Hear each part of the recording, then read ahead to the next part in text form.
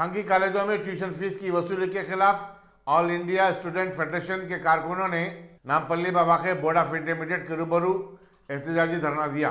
उनका मुतालबा था कि हुकूमत ऐसे कॉलेजों के खिलाफ कार्रवाई करे। एहतजाज करने वालों को पुलिस ने बादशाह गिरफ्तार करके पुलिस स्टेशन बेगम बाजार को मुंतकिल किया।